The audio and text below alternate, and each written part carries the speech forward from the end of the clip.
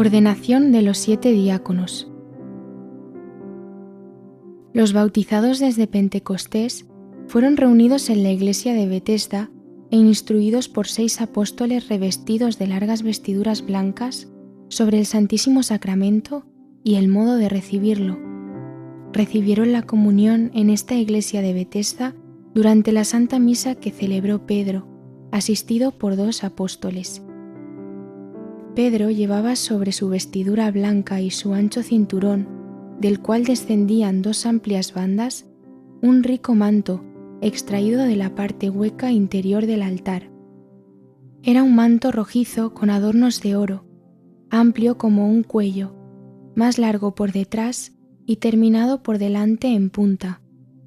Caía sobre los hombros tan bajo que de los lados solo se podía ver el cinturón. Delante del pecho estaba cerrado y sujeto con 3 broches como escudos. El escudo del medio tenía bordada una figura con un pan en la mano. El inferior tenía, hacia la punta del manto, el dibujo de una cruz. A ambos lados del hombro había un adorno de piedras preciosas. El altar tenía una tela colorada. Sobre ella otra blanca casi transparente con puntillas y en el medio un paño como un corporal. Sobre una fuente ovalada estaban depositados muchos panecillos delgados, blancos y señalados ya con ranuras por donde debían partirse. Cerca había un amplio tazón con pie, como un cáliz, para colocar los panes consagrados por Pedro y repartirlos en la comunión a los fieles. Además, estaba sobre el altar el cáliz de la última cena, lleno de vino. Cuando Pedro pronunció en la misa las palabras de la consagración sobre el pan y el vino, vi a los panes brillando y sobre el altar una nube luminosa, de la cual salía una mano que bendecía con la de Pedro, moviéndose sobre el pan y el vino. Esta mano desapareció cuando todos se disolvieron. Los apóstoles y los discípulos recibieron la comunión después que hubo comulgado Pedro. Cuando se vaciaba el platillo de los panes, volvía Pedro a llenarlo del recipiente que estaba sobre el altar. El cáliz fue presentado a los apóstoles y luego a todos. Los fieles que comulgaron eran tantos que no cabían en la iglesia, y muchos quedaron en la puerta y afuera. Los que habían comulgado dejaban lugar para los que estaban afuera. No se hincaban para recibir la comunión, solo se inclinaban con reverencia. Antes de la elección de los 7 diáconos, he visto a Pedro reunido con los apóstoles en el cenáculo. Los apóstoles rindieron a Pedro homenaje y acto de sumisión. Lo llevaron delante del Santísimo, donde Juan le puso la capa magna, otro la mitra sobre la cabeza y otro le dio el báculo. Después que recibieron la comunión de mano de Pedro, éste habló con sus vestiduras sagradas, rodeado de los demás apóstoles, a todos los discípulos y a los nuevos convertidos. Entre otras cosas, dijo que no era conveniente que se dejase la palabra de Dios y la predicación para atender a la distribución de los alimentos y de los vestidos. Lázaro, Nicodemo y José de Arimatea no se ocuparían ya del cuidado de los bienes materiales de la comunidad, pues eran sacerdotes. Habló algo más sobre el orden en el cuidado de los huérfanos, de las viudas y de la distribución de las limosnas. Esteban, un joven de bello aspecto, se adelantó y se ofreció para algún oficio. Entre los demás he reconocido a Pármenas, uno de los más provectos en edad. Había algunos algo morenos y bastante jóvenes que no habían recibido aún el Espíritu Santo. Pedro les impuso las manos y les colocó la estola cruzada. Sobre aquellos que no habían recibido aún el Espíritu Santo, vi que descendió una luz. Luego he visto cómo se les hizo entrega de los bienes de la comunidad a los 7 diáconos y cómo se destinó la casa de José de Arimatea para depósito de estos bienes comunes.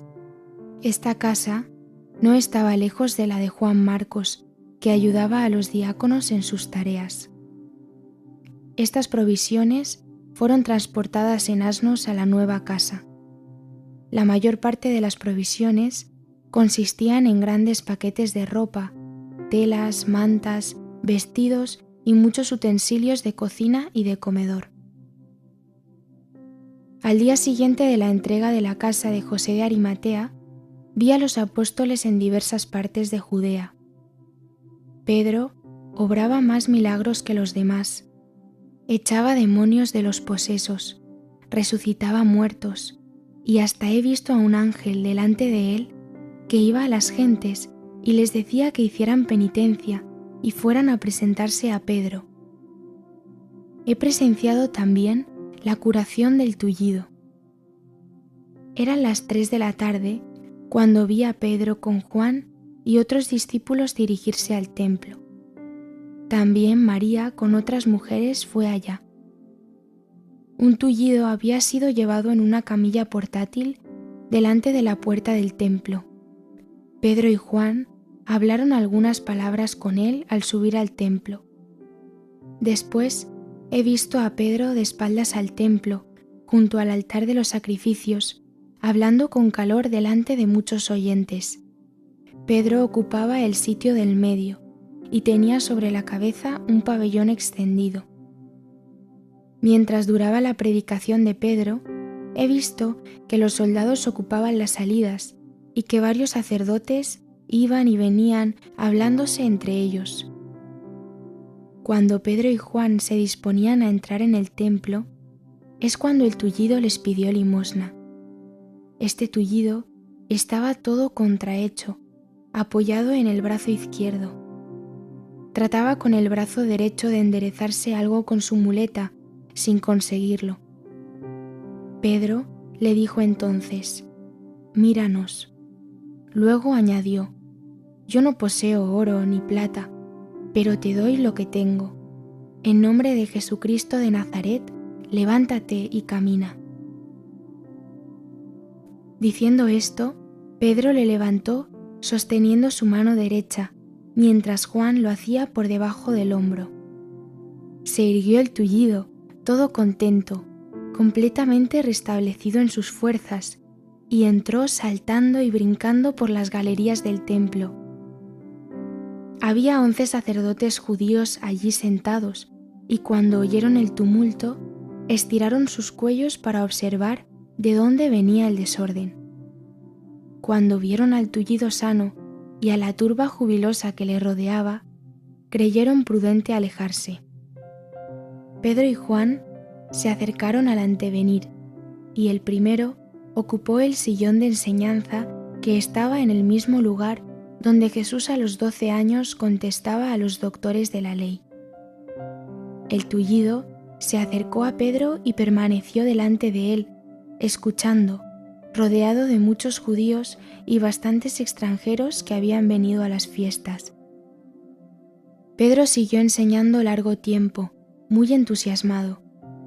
Cuando se hizo oscuro, he visto que los soldados prendieron a Pedro, a Juan y al tullido y los metieron en la cárcel, precisamente en el patio del juzgado donde Pedro había antes negado a Jesús.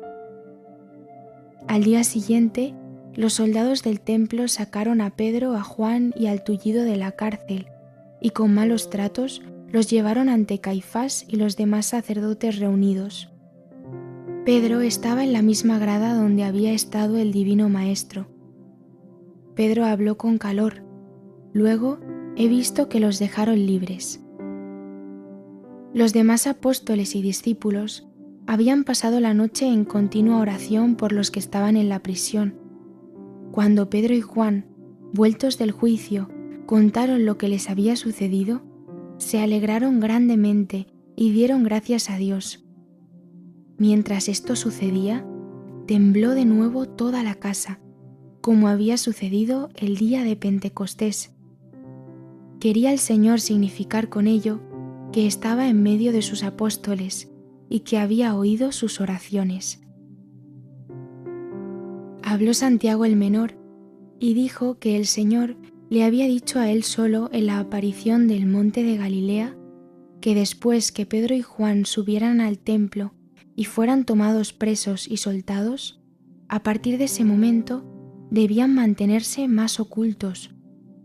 Tomando en consideración este aviso del Señor a Santiago, cerraron las puertas de la casa.